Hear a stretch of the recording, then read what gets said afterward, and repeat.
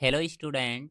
मैं रमाकांत स्वागत करता हूं आज के इस वीडियो में, जिसमें हम लोग क्लास 10th मैथ पढ़ने वाले हैं। प्यारे बच्चों, आपका अर्धवार्षिक परीक्षा पास में ही है, तो इसको ध्यान में रखते हुए मैं आपको आज 3 इम्पॉर्टेंट क्वेश्चन बताने वाला हूं।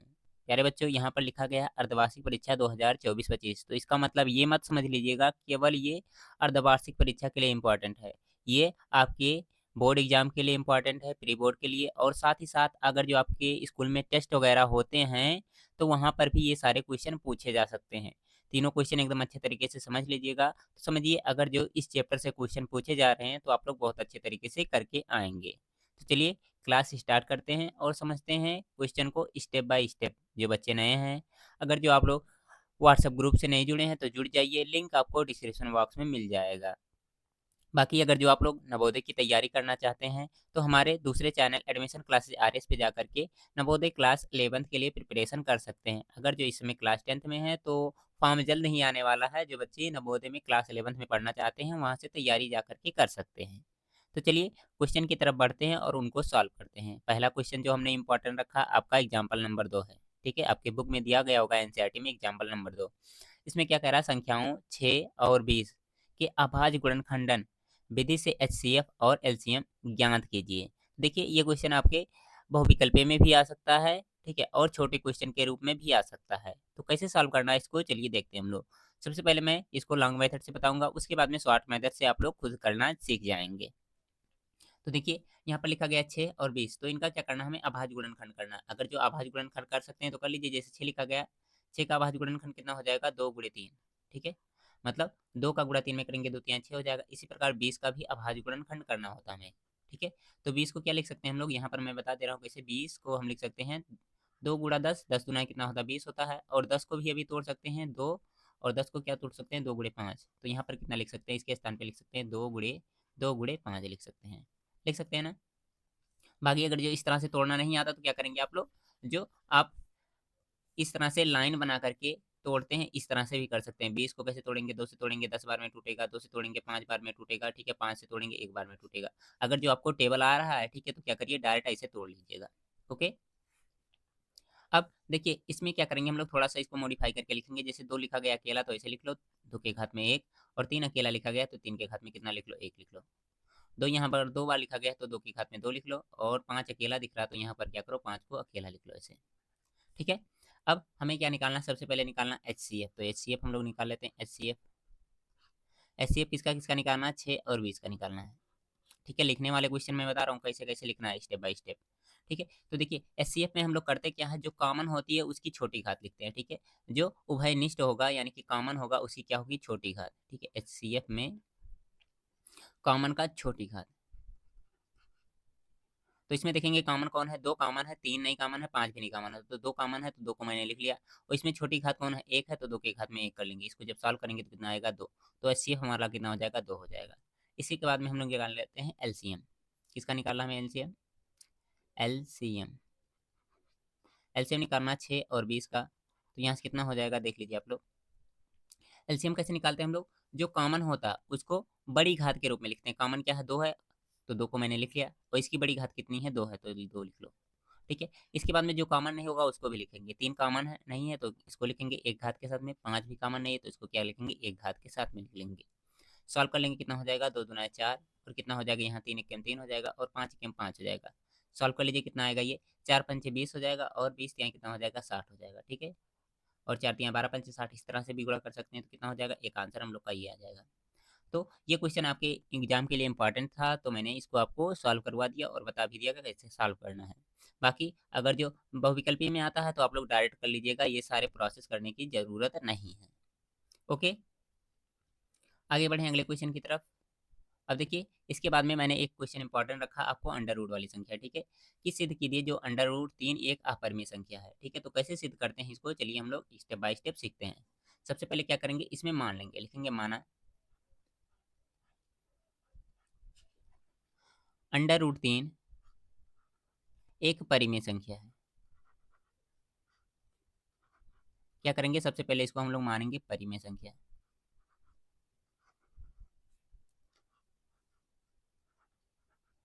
परिमेय संख्या है। अगर जो ये परिमेय संख्या है तो इसको क्या लिख सकते हैं हम लोग, पी बटे क्यू के रूप में लिख सकते हैं, यानी कि √3 इक्वल टू पी और बटे में कितना क्यू। अब यहाँ पर थोड़ा सा आपको ये भी बताना होगा पी क्यू क्या है, ठीक है। तो मैं यहाँ पर ब्रैकेट में लिख दे रहा हूँ पी क्यू क्या है। पी और क्यू, जहाँ पी और क्यू क्या है, पूर्णांक है,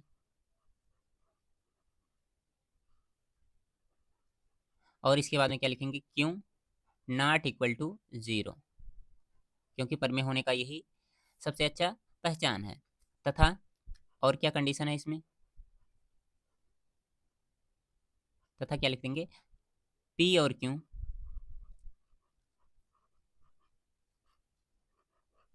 सहभाज्य हैं, सहअभाज्य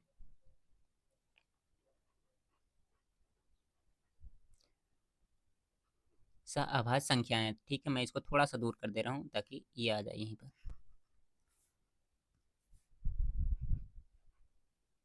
संख्या है, ठीक है। इसको मैंने शॉर्ट में लिख लिया, तो थोड़ा समझ लीजिएगा। ऐसे पूरा आपको एग्जाम में लिखना होगा। कितना हो गया। अब अगले स्टेप में क्या करेंगे, स्टेप बाय स्टेप करना होगा आपको एग्जाम में। अब इसको थोड़ा सा सॉल्व कर लीजिए, इसका गुणा इसमें होगा तो कितना हो जाएगा, क्यू √3 इक्वल टू कितना हो जाएगा, पी हो जाएगा। अब क्या करेंगे, दोनों साइड में हम लोग क्या करेंगे, स्क्वायर लिख लेंगे, ठीक है। तो लिखेंगे क्या, दोनों पक्षों का वर्ग करने पर, दोनों पक्षों का वर्ग करने पर,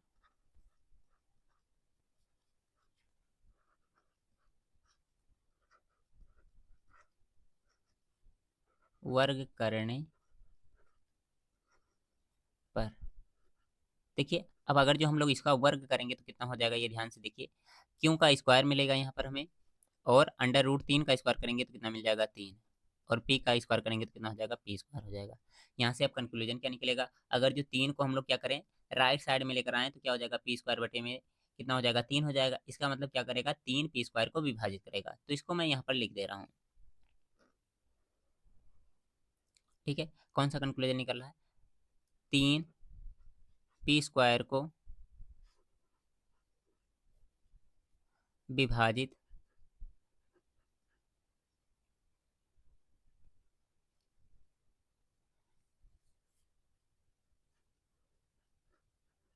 विभाजित कर रहा है। और हम लोग परिमेय में क्या पढ़े हैं, अगर जो संख्या स्क्वायर को विभाजित कर रहा तो उसको भी विभाजित करेगा, यानी कि 3 पी को विभाजित करेगा,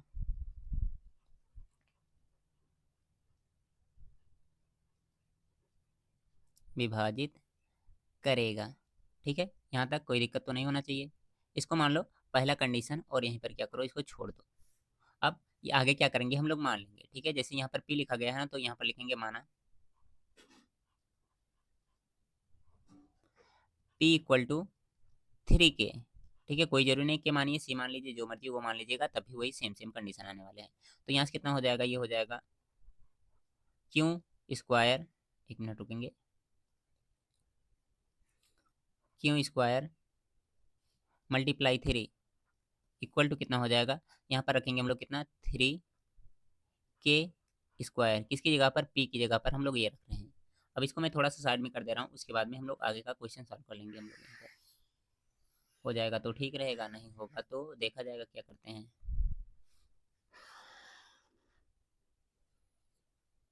आई होप क्लियर दिख भी रहा होगा, मैं थोड़ा सा छोटा इसको कर दे रहा हूँ। क्लियर दिख रहा है, हाँ सब कुछ ठीक है।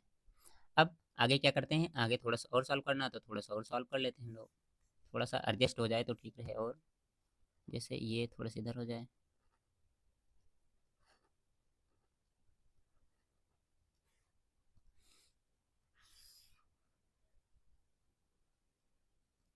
अब आगे के स्टेप में क्या करिए, इसको थोड़ा सा सॉल्व कर लीजिए। तो कैसे सॉल्व करेंगे, ये हो जाएगा q square multiply 3 equal to कितना हो जाएगा, 3 का स्क्वायर 9 मिलेगा, और कितना हो जाएगा, 9 के स्क्वायर हो जाएगा। जब इसको सॉल्व करेंगे तो यहाँ से मिल जाएगा q square multiply Q square, और 3 से क्या करिए, 9 को काट लीजिए, ठीक है।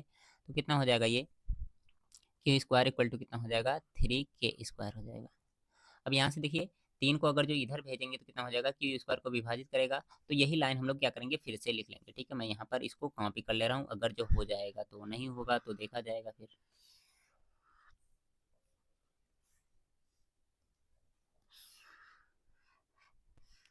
नीचे मैं लिख दे रहा हूँ, उधर जगह नहीं है, या तो जगह होगा तो मैं इधर ही बना करके लिख दूंगा अभी। नहीं जगह, ठीक है, नीचे लिख ले रहे हैं हम लोग। ठीक है, लेकिन इसे कॉपी में क्या करिएगा, थोड़ा साइड में लिखिएगा तो अच्छा रहेगा आप लोग के लिए। ठीक है, अब देखिए यहाँ पर क्या कंडीशन लिखा गया है, इसको थोड़ा सा चेंजेज भी करने पड़ेंगे आपको, कि क्यों स्क्वायर को कौन विभाजित कर रहा है, 3 कर रहा है, तो यहाँ पर लिखेंगे 3 क्यों स्क्वायर को। ठीक है, थोड़ा सा मॉडिफाई करने पर थोड़ा सा टाइम बच जाएगा।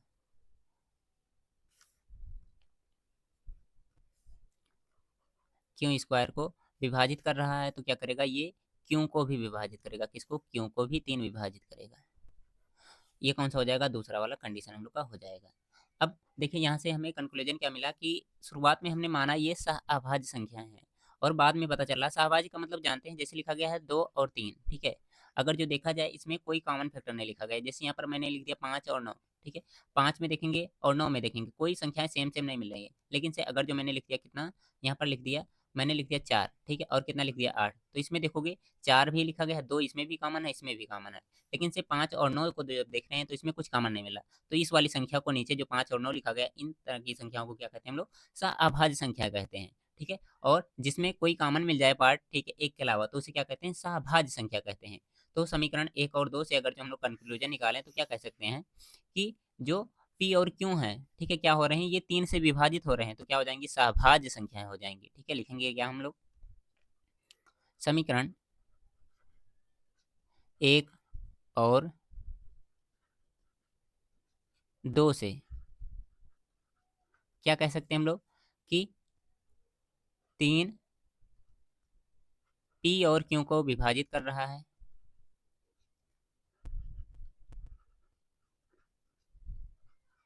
विभाजित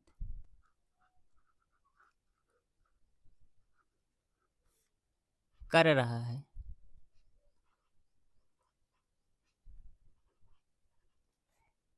देखिए अगर जो ये 3 को विभाजित कर रहा है, पी 3 क्या कर रहा है, पी को भी विभाजित कर रहा है, क्यू को भी विभाजित कर रहा है, तो क्या हो गए, इसमें 3 कॉमन फैक्टर मिल रहे हैं, इसलिए क्या कह सकते हैं हम लोग, इसलिए पी और क्यू सहभाज्य संख्या होंगे, क्या होंगे, सहभाज्य। यहाँ पर क्या था, अभाज्य था, यहाँ पर क्या है, भाज्य संख्या होगा।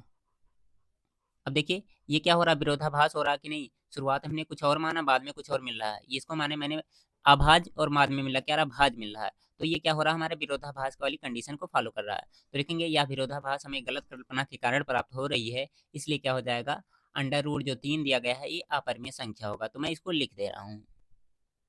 तो देखिए मैंने यहाँ पर लिख लिया, यह विरोधाभास हमें गलत कल्पना के कारण प्राप्त हो रहा है, अतः क्या लिख देंगे हम लोग, अंडर रूट 3 एक अपरिमेय संख्या है, तो अतः अंडर रूट 3 एक अपरिमेय संख्या होगा, मैंने ऐसा लिख लिया है। ठीक है, तो इसको क्या करेंगे आप लोग, पूरा पूरा एग्जाम में लिखेंगे। ठीक है, ये क्या करिएगा, ये बाद वाला पार्ट है। ठीक है, जगह की कमी के कारण क्या किया मैंने, यहाँ पर इसको एडजस्ट कर लिया है।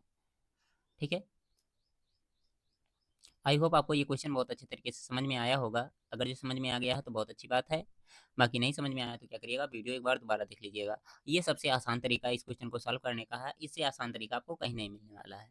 ठीक है, मैंने स्टेप बाय स्टेप सारी चीज़ें क्लियर की है, लॉजिक भी बताया कैसे हो रहा है। ठीक है, तो अगर जो लॉजिक से सारी चीज़ें सीखेंगे तो बहुत मज़ा आएगा आप लोग को। बाकी राइटिंग थोड़ा देख लीजिएगा, यहाँ पर ये वाली लाइन थोड़ी सी इधर उधर हो गई है तो मैनेज करिएगा। बाकी इसके बाद देखते हैं हम लोग अगला क्वेश्चन। ठीक है, इन्हीं से रिलेट करता हुआ एक क्वेश्चन ये है, दर्शाइए कि 5 माइनस अंडर रूट 3 एक अपरिमेय संख्या है। तो ये भी इंपॉर्टेंट है, इसको भी आप लोग इंपॉर्टेंट लगा करके रखिएगा। तो सबसे पहले क्या करेंगे, मानेंगे, लिखा माना 5 माइनस अंडर रूट 3 एक परिमेय संख्या है,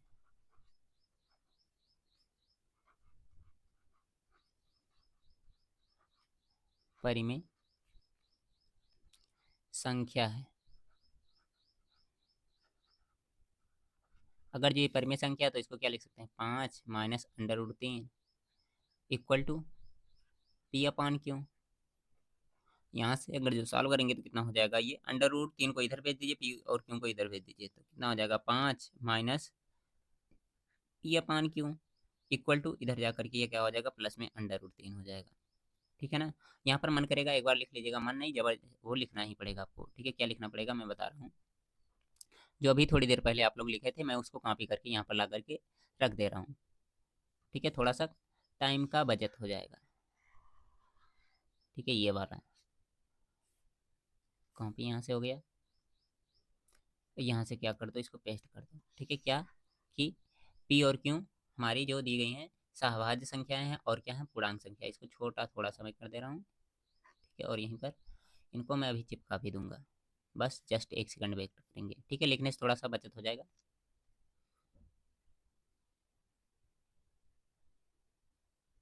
ठीक है, इसको क्या करेंगे आप लोग, इस तरह से मान भी लेंगे।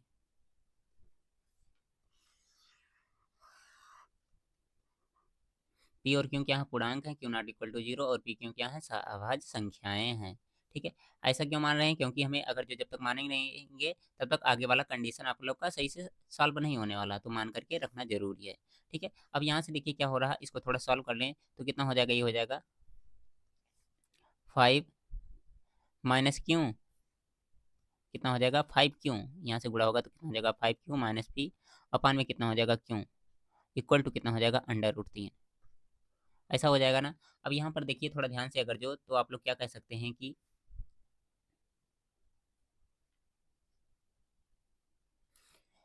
जो दी गई ये संख्याएं हैं पी और क्यू क्या है, पूर्णांक हैं, तो अगर जो पूर्णांक संख्या बटे क्या करें, पूर्णांक संख्या में पूर्णांक संख्या जोड़ें और घटाएं, ठीक है, और भाग लगाएं, तो वहां से क्या हमें परिमेय संख्या मिल जाती है। तो यहाँ पर हम लोग क्या कह देंगे कि चूंकि पी और क्यू पूर्णांक संख्या है, इसलिए क्या होगा, जो ये दी गई संख्या क्या है, हमारी परिमेय संख्या है। तो मैं इसको लिख दे रहा हूँ थोड़ा सा। तो देखिए मैंने यहाँ पर लिख लिया पी और क्यू क्या है, पूर्णांक है, तो इसलिए क्या हो जाएगा, जो 5 Q minus P upon Q है एक परिमेय संख्या हो जाएगा। ठीक है, तो इसको मैं थोड़ा सा साइड में कर ले रहा हूँ, उसके बाद में आगे के स्टेप को मैं सॉल्व कर दे रहा हूँ। छोटा क्वेश्चन ही बनता है। ठीक है, बाकी उधर वाला जो था वो बड़ा है, ये आराम से छोटे में सॉल्व हो जाएगा, परेशान होने की बात नहीं है। ठीक है, यहाँ से ये हो गया ये। अब आगे के स्टेप में हम लोग क्या करेंगे, देखिए ध्यान से थोड़ा,